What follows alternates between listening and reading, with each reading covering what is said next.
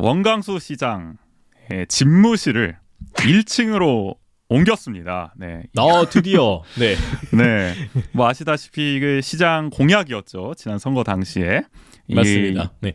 네, 그래서 이제 소통을 강화하겠다는 취지로 이제 지난 21일에 이전을 완료했는데요. 원래는 이제 7층에 있었죠. 시장 집무실은.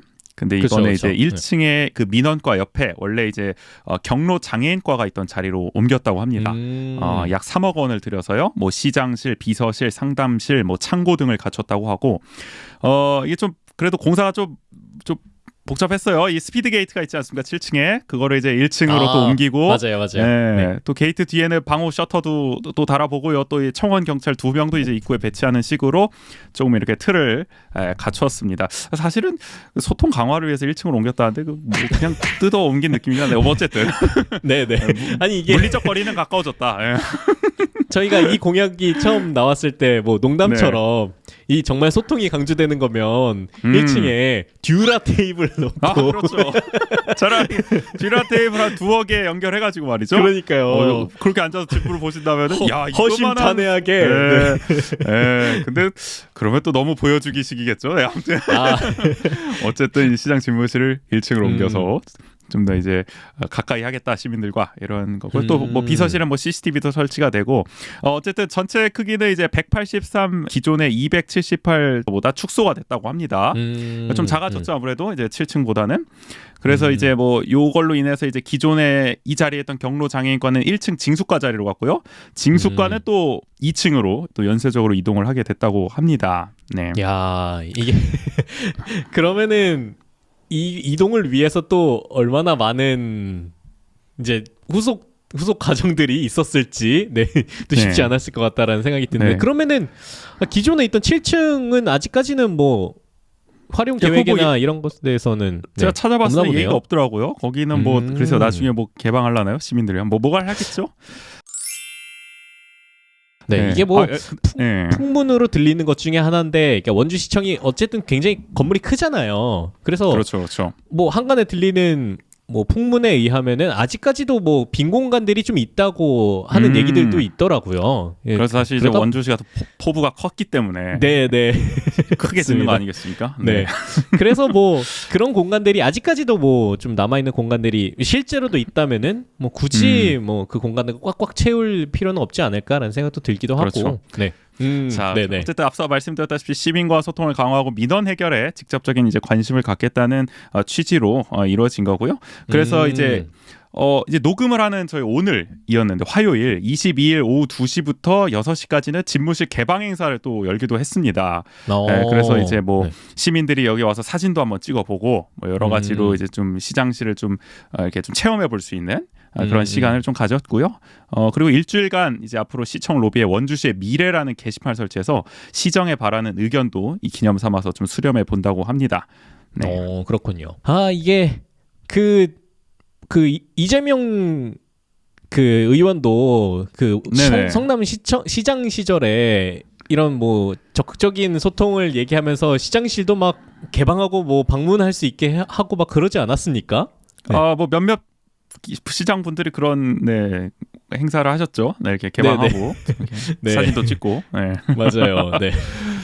그러다 뭐 이따도 말씀드리겠지만은 이제 그것이 시민 소통과 어떻게 연관이 되는지는 저희가 그러니까요. 따져봐야 될 문제인데 뭐 원광수 시장 어쨌든 말은 참 좋은 말씀 많이 해주셨습니다. 이제 그 행사 날에 개방 행사 날에 시장 집무실 1층 이전은 민선 8개 본격적인 시작과 함께 원주시의 새로운 변화를 알린 신호탄이 될 것이라면서 시장이 솔선수범하여 시민과의 거리감을 없애고 가까이 소통하는 그 자체로 36만 시민과 모든 공직자에게 큰 울림을 줄 것이다.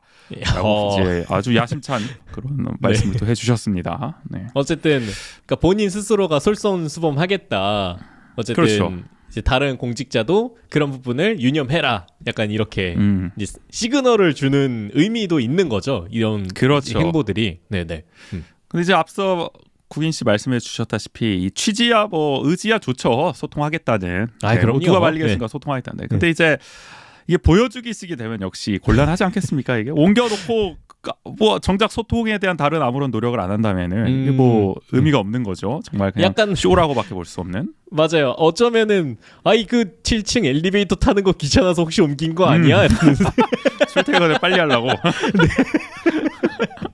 그러니까 잘못하면은 그런 네. 어떤 비아냥을 받을 수도 있는 거거든요. 그러니까 그렇죠, 정말로 그렇죠. 네. 이 소통하는 노력 보여주고 사실 지금 이 우리 용산에 계신 어떤 분도 그렇게 이제 소통과 자유를 강조하시고 말이죠.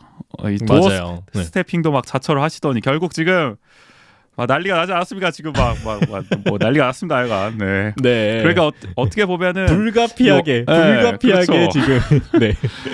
별일이 다 벌어지고 있는 거기. 그러니까 어쨌든 우리 원주시도 어쨌든 원광수 시장이 또 취임 때부터 사실 소통 관련해서 좀 아쉬운 점들이 있었어요. 예를 들어서 인수위 같은 경우에는 뭐 여러 가지 막 전임 시장의 이런 사업들을 막 그냥 막 재검토한다 이런 얘기가 막 나오니까 뭐 전임 색깔 지우기를 그냥 막 하는 거 아니냐 이런 논란이 있어서 어떻게 보면은 정책을 추진할 때 좀 이런 사회적 어떤 시민적 공론 좀 합의를 통해서 좀 해야 되는 거 아니냐라는 이런 비판 아닌 비판이 나왔었는데 그렇기 때문에 결국에는 이런 시장실 이전을 시작으로 해서 정말 실질적으로 좀 소통을 강화하려는 모습을 보여줘야 그 진정성을 좀 우리가 인정할 수 있지 않을까 그런 생각이 듭니다. 맞습니다. 네. 이게 진짜 이전을 한 게 이제 소통이다라고 얘기를 할 수 있는 게 아니라 실제로 그러면은 그 1층으로 옮긴 것이 어떤 의미를 가지고 있는지를 보여줘야 되는 부분인 거죠. 뭐 이런 그렇죠. 사실은 뭐 하루의 행사였지만 뭐 집무실 개방 같은 것도 어떤 의미에서는 시민이 시장을 조금 더 가깝게 느낄 수 있는 뭐 일환 중의 행사라고도 할 수 있으니까 이런 것들이 뭐